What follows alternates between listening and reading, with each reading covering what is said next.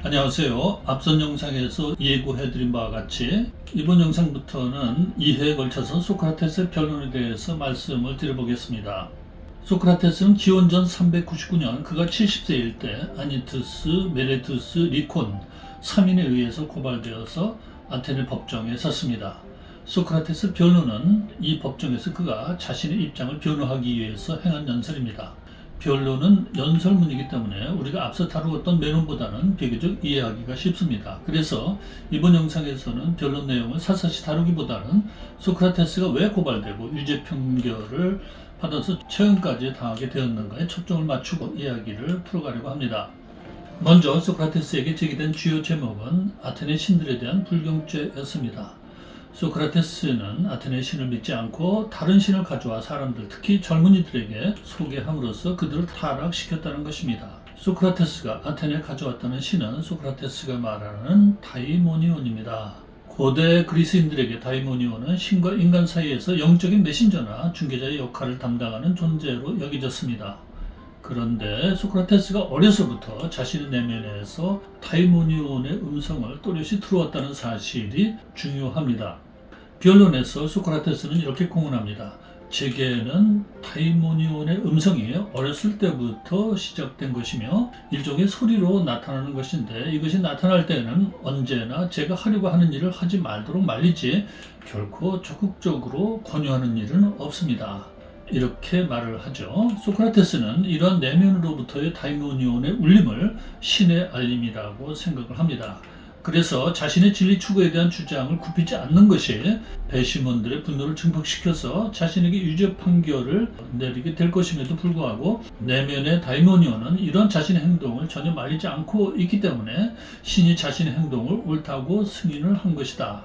그래서 자신을 고발한 사람들이나 자신에게 유죄 판결을 한 배심원들에 대해서 전혀 발을 내지 않고 처형을 받아들이겠다. 이렇게 말을 하고 있습니다.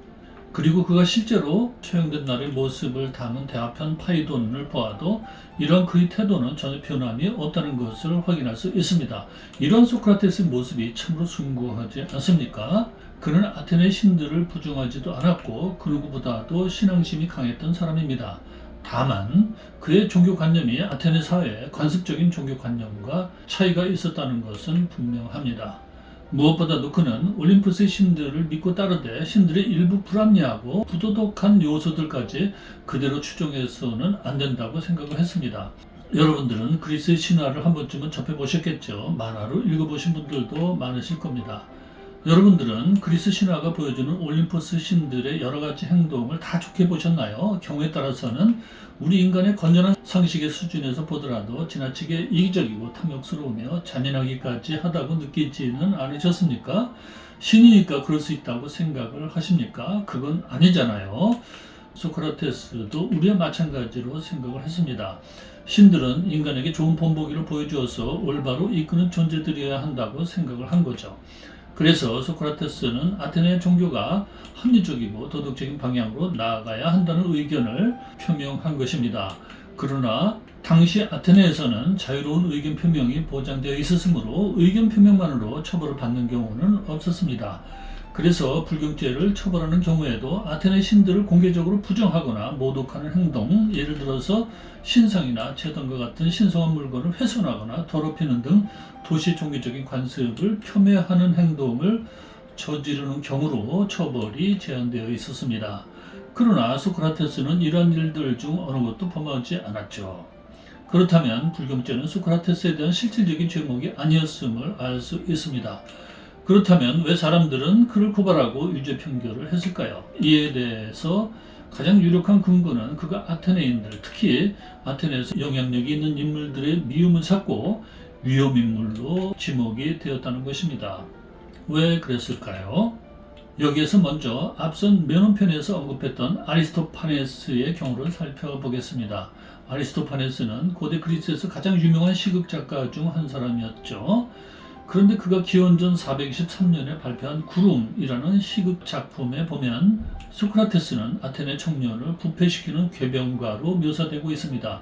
소크라테스가 청년들에게 어떤 주장을 무력화시키는 방법, 부당한 주장을 올바른 주장보다 더 그럴싸하게 만드는 방법을 가르치며 이를 통해서 소크라테스 자신의 터무니없는 생각에 불과한 새로운 신을 청년들에게 가르치면서 아테네 전통과 가치관을 파괴했다는 것입니다. 이러한 내용을 담은 그의 시극은 단지 글로만 쓰였을 뿐만이 아니고 무대에 올려져 많은 아테네인들이 시청했기 때문에 그들에게 소크라테스에 대한 편견과 반감을 일으키는 데 커다란 역할을 했습니다. 그런데 우리가 냉정하게 검토를 해볼 때 이러한 아리스토파네스의 소크라테스에 대한 비난은 터무니가 없는 것이고 결과적으로 소크라테스를 고르기아스와 같은 소피스트로 몰아붙인 것에 불과했습니다. 그렇다면 아리스토파네스가 가졌던 소크라테스에 대한 반감의 근거는 과연 무엇이었을까요? 이것을 우리가 아리스토파네스에게 직접 물어볼 수가 없기는 하지만 본인은 다음과 같이 추측을 합니다. 대체적으로 볼 때 문학가들은 창작을 함에 있어서 냉철한 이성보다는 감정과 상상력에 더 많이 의지를 하죠. 물론 이것이 이성을 배제한다는 뜻은 아닙니다. 그렇기 때문에 그들이 만들어낸 픽션은 독자들의 감정과 상상력에 호소하는 경향이 있죠. 그리고 아리스토파네스의 경우와 같이 이러한 문학적 글쓰기가 공연 예술과 결합이 되면 그런 호소력은 매우 커지고 강한 공감과 감동을 불러일으킬 수 있다는 것은 자명합니다. 이러한 공감과 감동이 크게 일어나면 창작자나 배우들에게 찬사가 쏟아지죠. 그리고 이것은 특히 창작자에게 정신적인 고향을 일으킵니다. 이러한 고향 상태 속에서 창작자는 자신이 모든 사람들의 위로 높여진 느낌을 갖게 되며 경우에 따라서는 극도의 정신적인 고향 상태에서 자신이 마치 민족이나 국가, 더 나아가 인류의 선구자나 정신적 지도자가 된 것 같은 감정에 사로잡히기도 하죠. 그런데 한번 생각해 봅시다. 문학적, 예술적 작품이 대중들의 폭넓은 공감과 감동을 일으키기 위해서는 작품의 내용과 퍼포먼스가 대중들이 가지고 있는 생각, 감정, 욕망에 어느 정도 이상 부합되거나 적어도 연결되어 있어야 합니다. 그렇지 않겠습니까? 아리스토파네스도 아테네 전통적인 종교관념과 사회제도, 민중들의 정서를 대체로 옹호하는 사람이었습니다. 그렇기 때문에 민중들에게 사랑받는 작가가 될 수 있었던 것이죠. 소크라테스가 문학과 예술을 좋아하지 않았다는 것은 사실이 아닙니다. 적어도 핀다로스의 작품을 인용하며 높이 평가하고 있는 것을 볼 때 그것은 명백한 오해죠. 우리가 지금까지 살펴본 바에 근거해 볼 때 소크라테스의 입장은 명백합니다.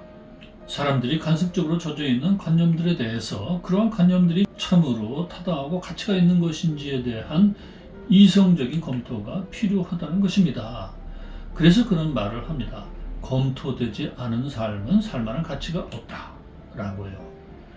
여기에서 검토는 이성적인 숙고와 판단을 말하는 것이죠.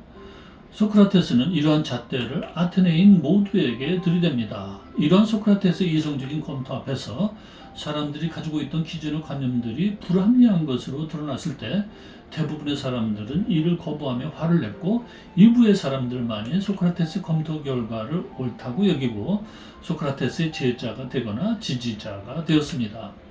아테네에서 가장 명성이 높은 시극 작가였던 아리스토파네스가 이러한 소크라테스의 철학적인 검토를 달갑지 않게 여겼음은 분명합니다.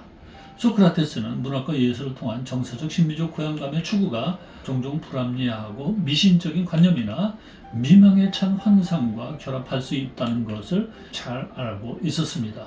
그러므로 문학과 예술도 철학적인 검토를 피해갈 수 없으며 적어도 문학과 예술이 철학을 넘어서서 절대화돼서는 안 된다라는 것이 소크라테스의 생각이었던 겁니다. 그런데 자부심으로 충만한 문학가 아리스토파네스는 이러한 소크라테스의 철학적 검토에 대해서 비가 상한 거죠. 그래서 소크라테스를 비틀어서 공격하는 시극 구름을 썼고 이 작품 무대에 올려서 크게 흥행시킴으로써 이것이 많은 아테네인들에게 소크라테스에 대한 편견과 반감을 심어주게 된 것입니다. 그리고 이러한 아리스토파네스의 비판이 소크라테스를 고발한 3인 중 하나인 밀레투스의 고발장에 그대로 나타나 있는 것을 볼 수가 있습니다. 오늘은 여기까지 말씀을 드리겠습니다. 시청해 주셔서 감사합니다.